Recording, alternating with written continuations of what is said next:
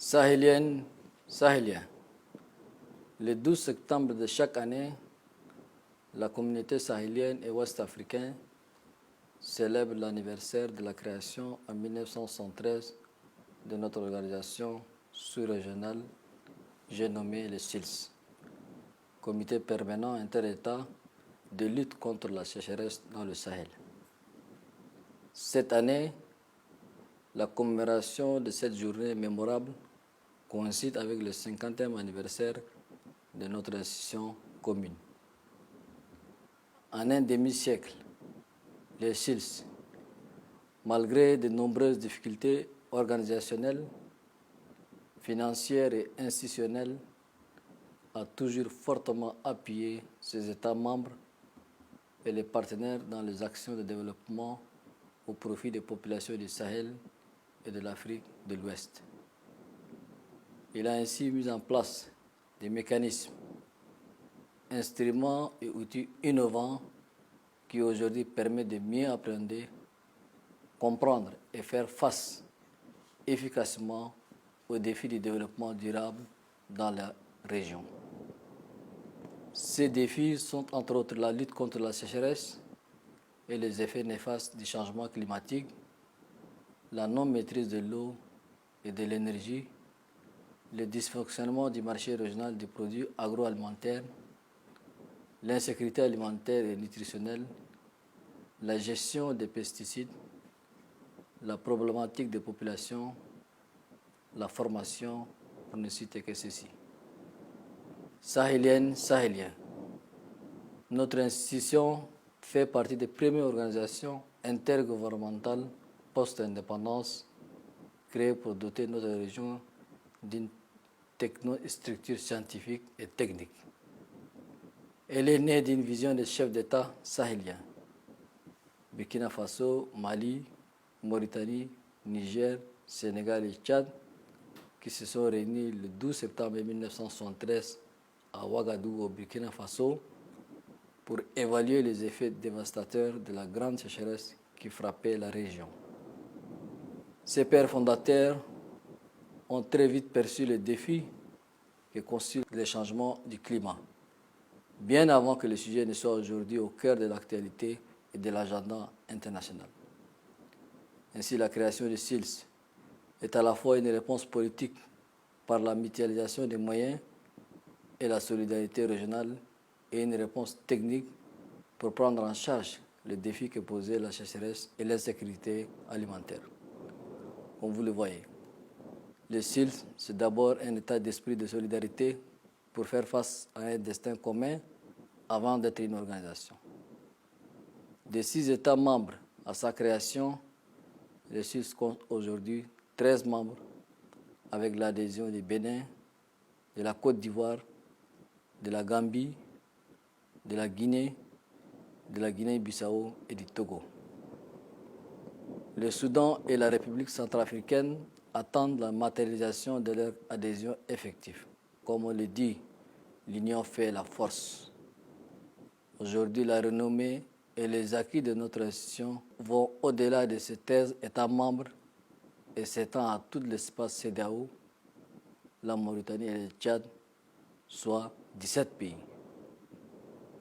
Ceci démontre à suffisance la pertinence de ce mandat, des actions menées ainsi que les importants acquis engagés par notre institution au fil de ces 50 années d'existence au profit de nos vaillantes populations. Sahéliennes, Sahéliens. Ainsi donc a commencé la construction du système SILS avec son institutionnalisation à travers un secrétariat exécutif basé à Ouagadougou, au Burkina Faso. Le centre régional Agrimed, devenu centre climatique régional pour l'Afrique de l'Ouest, et le Sahel, basé à Niamey, en République du Niger, et l'Institut du Sahel, installé à Bamako, en République du Mali. Malgré les différentes conjonctures, la vision est restée la même autour de ces slogans qui constituent tout un programme. Et notre Sahel est possible. Ce qui justifie d'importants investissements dans la recherche de la sécurité alimentaire et nutritionnelle, et la lutte contre les effets de la désertification et du changement climatique pour un équilibre écologique et un développement durable au Sahel et en Afrique de l'Ouest.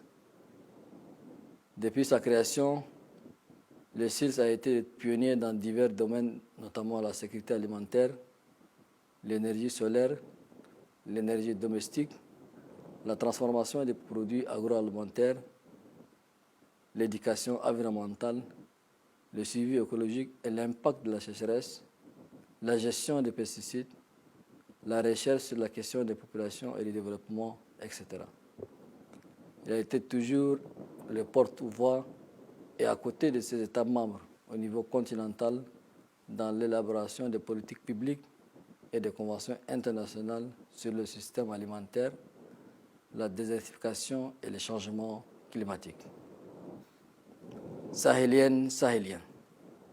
Le SIL, c'est aussi une co-construction avec des partenaires historiques, notamment le Club du Sahel, l'US-AID et d'autres qui ont accompagné son développement.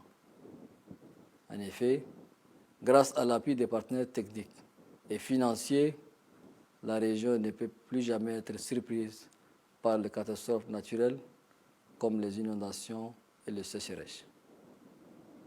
Aujourd'hui, alors que nous commémorons le 50e anniversaire de notre organisation commune, nous pouvons légitimement être fiers des résultats atteints par le SILS dans la réalisation de son mandat. Ceci grâce à une expertise forte et un leadership reconnu dans ces domaines d'intervention avec l'appui des partenaires et d'institutions de référence qui accompagnent nos États et nos populations dans la quête d'une sécurité alimentaire et nutritionnelle durable. Je voudrais le remercier, ainsi que tous les autres partenaires, notamment la Banque mondiale, la Banque africaine de développement, la Banque islamique de développement, l'Union européenne, l'Agence française de développement, la coopération canadienne, suisse, espagnole, etc. Sahélienne, sahélienne. Notre institution commune dispose de prérequis solides pour accompagner les États, les organisations professionnelles et les populations de notre espace pour une transformation structurelle de nos systèmes de production.